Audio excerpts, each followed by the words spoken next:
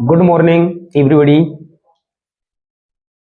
जैसा कि आपको पता है, कल हमने आपको केमिस्ट्री की क्लास पढ़ाई थी, है ना। लेकिन आज हमारी क्लास जीव विज्ञान की होगी। जैव प्रक्रम, जैसा कि आप जानते हैं जैव प्रक्रम क्या होता है, हम आपको बताएंगे। जैव प्रक्रम को हम कहते हैं अंग्रेजी में लाइफ प्रोसेस। लाइफ माने जीवन और प्रोसेस माने क्रियाएं, ठीक है ना। लाइफ माने क्या होता है, जीवन, और प्रोसेस माने क्रियाएं। जैव प्रक्रम का मतलब होता है सीधा सा जीवन की क्रियाएं। क्या होता है, जीवन की क्रियाएं। मतलब हम लोग अपने जीवन में या अपने जीवित रहने के लिए जो जरूरी क्रियाएं हैं उन्हें करते हैं, उसे कहते हैं लाइफ प्रोसेस या जैव प्रक्रम। जैव का मतलब होता है बायो, बायो मतलब जीवन, ठीक है ना। एक ही शब्द को समझिए, बायो मतलब जीवन, जीवन मतलब लाइफ, और प्रक्रम मतलब प्रोसेस। प्रोसेस मानी क्रियाएं या प्रक्रियाएं, एक ही बात हो, प्रक्रियाएं कह लें या प्रक्रम कह लें या क्रियाएं कह लें, ठीक है ना। प्रक्रम, प्रक्रियाएं या प्रक्रम एक ही बात होता है। मतलब लाइफ प्रोसेस, लाइफ का मतलब होता है जीवन, जीने के लिए या जीवन के लिए जो जरूरी क्रियाएं होती हैं, ठीक है ना। जीने के लिए जो जरूरी क्रियाएं होती हैं उन क्रियाओं को सभी सजीव करते हैं, ठीक है ना।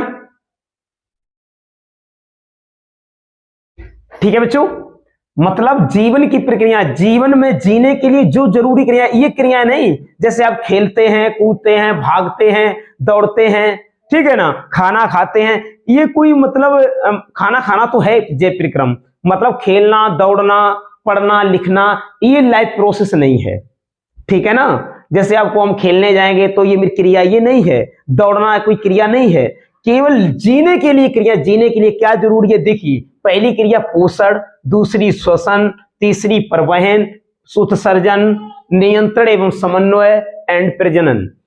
ये 6 प्रक्रियाएं हैं। 6 प्रक्रियाएं ऐसी हैं जो प्रत्येक जीवधारी करता है, और इन क्रियाओं को पता हम आप करते हैं, पेड़ पौधे भी करते हैं।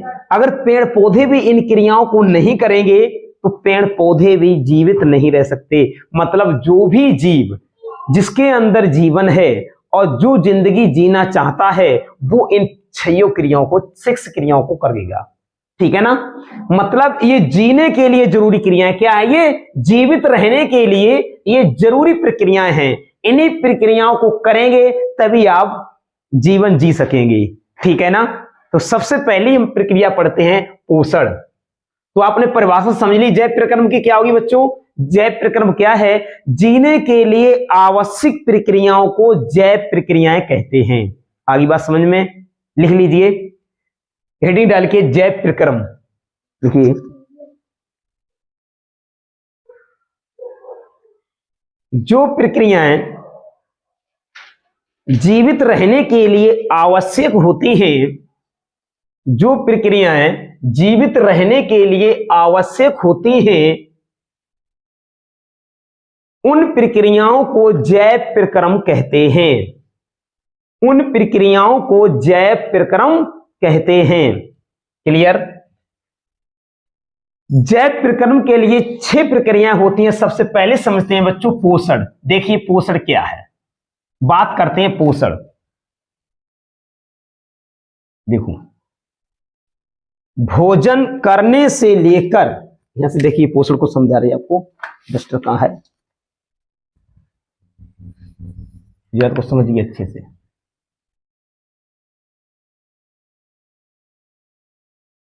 भोजन करने से लेकर पोषक तत्वों को प्राप्त करना पोषण कहलाता है।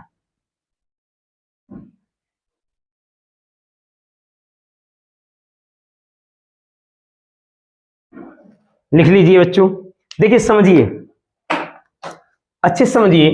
पोषण क्या है, भोजन करने से लेकर पोषक तत्वों को प्राप्त करने तक की प्रक्रिया ठीक है ना, पोषण कहलाती है। क्या कहलाती है?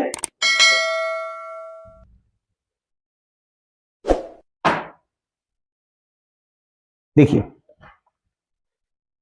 पोषण का मतलब होता है जैसे आपने भोजन लिया, देखो मेरी बात को समझिए, भोजन आप करते हैं, भोजन शरीर के अंदर जाता है, शरीर के अंदर भोजन जाने से और पचने तक की क्रिया, मतलब वहां से पोषक तत्व निकालने तक की क्रिया क्या कहलाएगी? पोषण।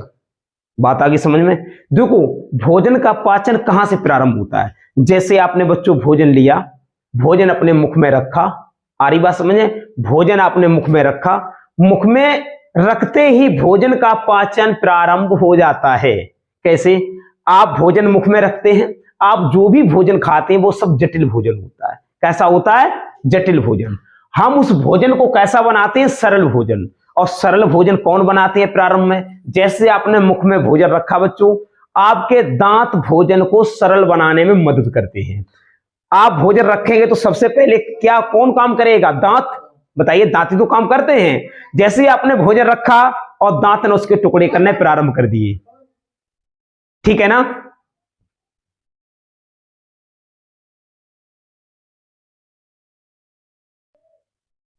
देखिए, भोजन क्या बता रहे थे? भोजन करने से लेकर और पचने तक की क्रिया क्या कहलाएगी? पोषण। जैसे आपने भोजन लिया, मुख में रखा, सबसे पहले अटैक कौन करता है? भोजन। बताइए, दांत। अटैक कौन करेगा? दांत। आपने भोजन मुख में रखा और तुरंत भोजन को सरल बना लेंगे। सरल भोजन कब बनेगा? जब उसके टुकड़े करेंगे। आपके दांत एकदम कटाकट टुकड़े करके फेंक देते हैं। और जितना से ज्यादा और जितना ज्यादा छोटा भोजन कर सको, ठीक है ना, उतना ही भोजन सरल हो जाता है। ठीक है ना? और सरल भोजन होगा, भोजन पचने में ज्यादा मदद करेगा, उतनी आसानी से भोजन पच जाएगा। आगे बात समझ में? तो जैसे ही आपने भोजन मुख में रखा, दांत ने आपके भोजन क्या किए? छोटे छोटे टुकड़े बना दिए। टुकड़े बनाने का मतलब है भोजन को सरल कर दिया। उसके बाद दूसरा काम किसका होता है? लार का। लार क्या करती है? भोजन को चिकना और लसलसा बना देती है। क्या कर देती है? चिकना और लसलसा बना देती है। फिर भोजन आपके आहार नाल से होता हुआ आमाशय में पहुंचता है। आमाशय ये होता है जो कि पेट बोलते हैं ना, ठीक ना, उदर जिसे बोलते हैं, यही आपका आमाशय। भोजन का ज्यादा से ज्यादा पाचन आमाशय में ही हो जाता है। आमाशय में भोजन का लगभग में पूर्ण पाचन हो जाता है। अगर फिर भी भोजन में थोड़ा बहुत पचना रह जाता है, वो छोटी आंत भोजन को पचा देती है। ठीक है ना? छोटी आंत में भोजन का पूर्ण पाचन हो जाता है और वहां से छट जाते हैं पोषक तत्व, वहां से अलग हो जाते हैं और मल अलग हो जाता है। मल बड़ी आंत के द्वारा, बड़ी आंत के माध्यम से गुदादार के द्वारा और अपच भोजन बाहर निकल जाता है, जिसे के कचरा बोलते हैं। समझ लिया? ठीक है ना? छोटी आंत से के पास, छोटी आंत जब भोजन का पूर्ण पाचन कर देती है, वहां से पोषक तत्व अलग निकाल दिए जाते हैं और क्या अवशोषित हो जाते हैं पोषक पदार्थ, और जो कचरा बचता है बड़ी आंत के माध्यम, बड़ी आंत खींच कर उसे एनस द्वारा, गुदादार द्वारा उसे बाहर निकाल देता है। ठीक है ना? आगे बात समझ में? तो ये कहलाता है क्या? पोषण। आगे बात समझ में? पोषण की क्रिया।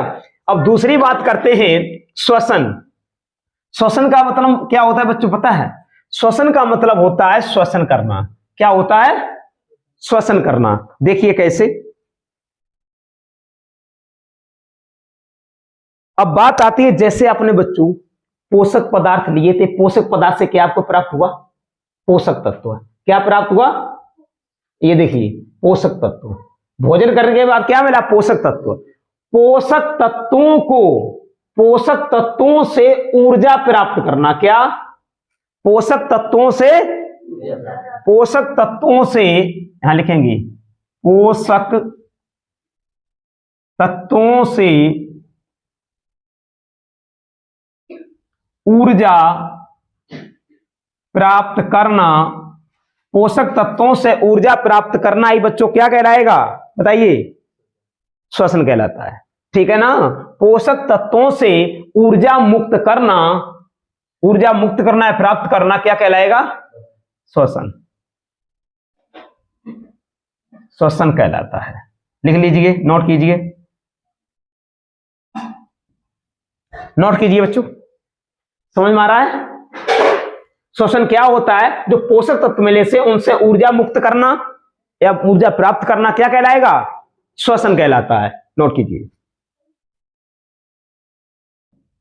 अब बात आती है बच्चों परिवहन की। परिवहन क्या होता है? चलो दिखाते हैं परिवहन क्या होता है। देखिए बच्चों, परिवहन तंत्र, जो परिवहन कौन करेगा? परिवहन तंत्र। कौन करेगा? परिवहन तंत्र। परिवहन तंत्र। और परिवहन तंत्र कौन होता है पता है? ब्लेड। कौन होता है? रक्त या ब्लेड। परिवहन तंत्र कौन है? रक्त। अब देखिए यहां से आपने स्टार्टिंग देखिए, आपने पोषण किया, पोषण से बच्चों क्या मिले? पोषक तत्व। पोषक तत्व से शोषण ने क्या बना दिया? ऊर्जा। शोषण करने से क्या मिली? ऊर्जा। अब उस ऊर्जा को शरीर के प्रत्येक अंगों तक पहुंचाना, ठीक है ना? जो ऊर्जा पोषक तत्वों से ऊर्जा प्राप्त हुई, उस ऊर्जा को शरीर के प्रत्येक अंगों तक पहुंचाना क्या कहलाएगा? परिवहन। क्या कहलाएगा? कौन करेगा? ये परिवहन तंत्र, मतलब रक्त। हर के शरीर में परिवहन तंत्र कौन है बताया जाएगा, तो रक्त। परिवहन तंत्र किसे बताएंगे? रक्त को। रक्त ही हमारे शरीर में जो पोषक तत्व प्राप्त हुए थे या पोषक तत्वों से जो ऊर्जा प्राप्त हुई थी, प्रत्येक अंगों तक पहुंचेगी। लिख लीजिए, नोट कीजिए। देखिए बच्चों, परिवहन तंत्र कौन? रक्त है। पोषक पदार्थों या ऊर्जा को शरीर के प्रत्येक अंगों तक पहुंचाना क्या कहलाएगा? परिवहन। क्लियर हो गया? नोट कीजिए, पोषक तत्वों को शरीर के प्रत्येक अंगों तक पहुंचाना ही क्या कहलाएगा? परिवहन। क्लियर कर लीजिए। अब बात आती है उत्सर्जन क्या है।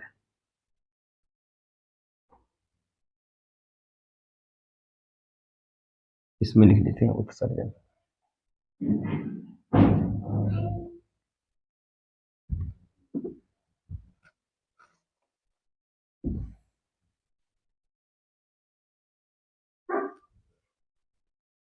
देखिए बच्चों, उत्सर्जन क्या है? उत्सर्जन का उत्सर्जन जो होता है, शरीर से जो हानिकारक पदार्थ बनते हैं। हमने आपने भोजन किया, पानी पिया, अब आपको जो उसमें पोषक तत्व मिले वो तो आपने निकाल लिए। अब जो कचरा बचा है, जैसे खाना खाया, मल सुबह त्यागने जाते हैं, सभी लोग जाते हैं ना, सुबह निकालने जाते हैं, वो कहलाता मल। वही होते हैं अपशिष्ट पदार्थ। टॉयलेट करते हैं, जो हमारे शरीर से अमोनिया के रूप में यूरिन जो निकलती है, अमोनिया के रूप में जो यूरिन निकलती है, वो भी उत्सर्जी पदार्थ है, जिससे हम टॉयलेट के माध्यम से बाहर निकाल देते हैं। अगर शरीर से बाहर टॉयलेट वो यूरिन नहीं निकालेंगे तो हमारे शरीर में यूरिक अम्ल बनने लगेगा। क्या बनने लगेगा? यूरिक अम्ल। यूरिक अम्ल हमारे शरीर के लिए बहुत ही हानिकारक होता है, जो हमारी किडनी को बहुत ज्यादा, हमारे गुर्दों को बहुत ज्यादा नुकसान पहुंचाएगा। आगे बात समझ में? इसीलिए शरीर में टॉयलेट को ज्यादा समय तक रोकना नहीं चाहिए, क्योंकि जो यूरिया बनती है, यूरिया यूरिक अम्ल में बदल जाती है। अमोनियम अम्ल या यूरिक अम्ल मान लीजिए, उसमें बदल जाती है। अमोनियम अम्ल ही बोल सकते हैं, ठीक है ना? उसमें बदल जाती है। उसे शरीर से निकालना बहुत ही जरूरी है, ठीक है ना? और पसीना, हर के शरीर में जब पानी की मात्रा ज्यादा हो जाती है, जैसे पौधे ज्यादा हो जाता, देखा पौधों की पत्तियों से रसारोहण की क्रिया होती है। पानी धीरे धीरे पत्तियों से टपकने लगता है, छाल से पानी टपकने लगता है। जैसे हर के शरीर से पसीना निकलता है, हर के शरीर में जब पानी की मात्रा ज्यादा होती है तो पसीने के रूप में भी कुछ पानी बाहर निकल जाता है, वो भी एक उत्सर्जी पदार्थ है। क्या है? उत्सर्जी। पसीना है, मलमूत्र है, ठीक है ना? मल मूत्र ये सभी उत्सर्जी पदार्थ हैं। इन्हें शरीर में ज्यादा समय तक रोकना नहीं चाहिए, इनका शरीर से बाहर निकलना बहुत ही जरूरी है। अगर ये नहीं निकलेंगे तो हमारे शरीर में क्या पहुंचाएंगे? नुकसान पैदा करेंगे। क्या पैदा करेंगे? हाँ, हर के शरीर में पॉइजन बनने लगेगा, ठीक है ना? जिससे हमारे शरीर को नुकसान होगा। इसीलिए उत्सर्जन का मतलब होता है अपशिष्ट पदार्थ या हानिकारक पदार्थों को शरीर से बाहर निकालना। क्या कहलाएगा? उत्सर्जन। उत्सर्जन के लिए अलग अलग अंग होते हैं, टॉयलेट निकालने के लिए अलग अंग होता है। टॉयलेट कैसे बनती है? इसमें जो गुर्दे होते हैं, गुर्दे ब्लड से मूत्र को छानते हैं, गुर्दे से मूत्र को छानते हैं, नहीं ब्लड, जो ब्लड होता है, ब्लड से हमारे गुर्दे मूत्र को छानते हैं। फिर मूत्र वाहिनी से मूत्र नलिकाएं होती हैं, मूत्र नलिकाओं से मूत्र जो है मूत्राशय में पहुंचता है। मूत्राशय एक स्टोर करता है जहां पे मूत्र इकट्ठा होता है, उसे मूत्राशय बोलते हैं। ठीक, आगे बात समझ में? फिर मूत्र मार्ग द्वारा मूत्र बाहर निकल जाता है। आगे बात समझ में, इस तरीके से निकलते हैं। वो उत्सर्जी अंग है। उन्हें जो अंग शरीर से बाहर व्यर्थ पदार्थ को निकालते हैं उन अंगों को क्या बोलेंगे? उत्सर्जी अंग। और जो पदार्थ बाहर निकलते हैं उन पदार्थों को क्या बोलेंगे? उत्सर्जी पदार्थ। ठीक है ना?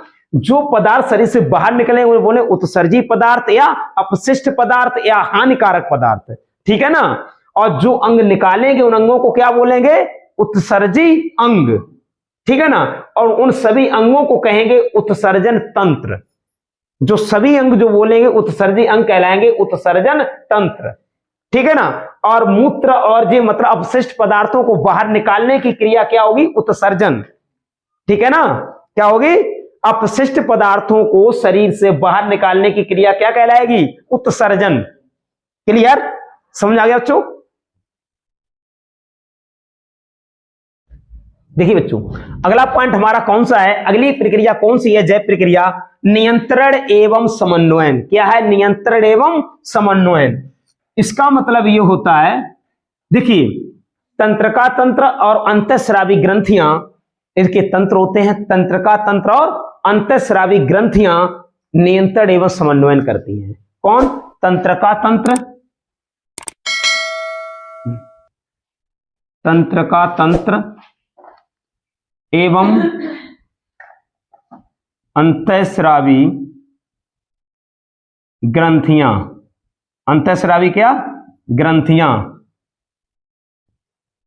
नियंत्रण क्या करती है? नियंत्रण एवं समन्वय करती है। नियंत्रण और समन्वय का मतलब ये होता है जो हमें ऊर्जा प्राप्त हुई थी, अभी क्या प्राप्त हुई थी? भोजन से ऊर्जा। उस ऊर्जा को क्या करती हैं? ये लिखें, प्राप्त ऊर्जा का रख रखाव करना। नोट कीजिए, प्राप्त ऊर्जा का रख रखाव करना।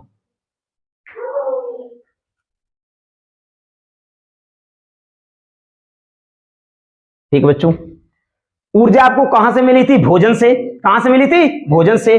भोजन से प्राप्त ऊर्जा का रख रखाव करना क्या कहलाएगा? नियंत्रण एवं समन्वयन। क्या कहलाएगा? नियंत्रण एवं समन्वयन।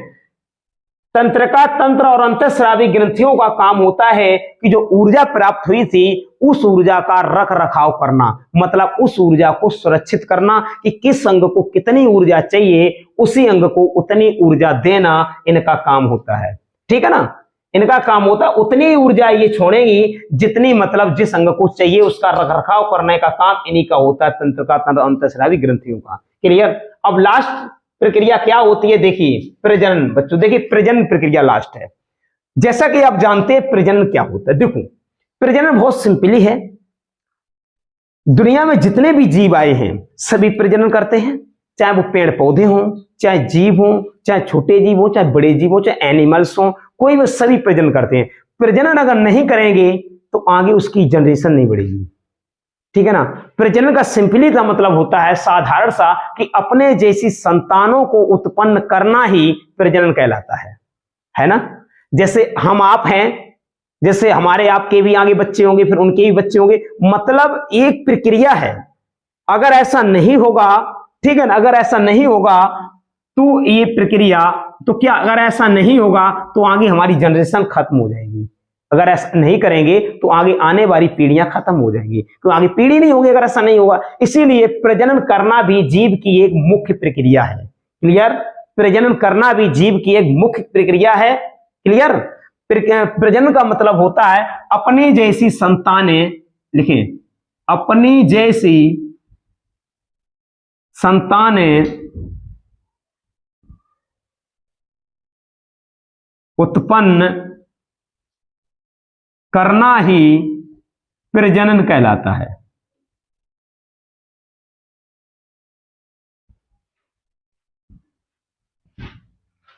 देखिए बच्चों, प्रजनन क्या? अपनी संतानें उत्पन्न करना ही प्रजनन कहलाता है। यह था हमारा जैव प्रक्रम का लाइफ, मतलब लाइफ प्रोसेस थी, जिसे मैंने आपको बहुत ही अच्छे से बच्चों समझाया है। प्रत्येक प्रक्रिया को बारीकी से समझाया है, मतलब जीवित रहने के लिए या जीवन जो भी जीवित हैं या उन्हें अपने जीवित रहने के लिए मुख्य 6 प्रकार की प्रक्रिया आवश्यक है। अगर ये 6 प्रकार की प्रक्रिया नहीं करेगा तो जो जीव है तो अपने जीवन को नहीं जी पाएगा, ठीक है ना। तो इसीलिए ये मुख्य 6 प्रक्रिया होती हैं जिन्हें हम लाइफ प्रोसेस या जैव प्रक्रम कहते हैं। क्लियर, सभी के अच्छे से समझ में आया है? क्यों भाई, सभी के अच्छे से समझ में आया है ना? हाँ, तो देखिए उम्मीद करता हूं सभी बच्चों ने अच्छे से समझा है। Thank you. ठीक है, my channel is subscribe and like. Okay, thanks.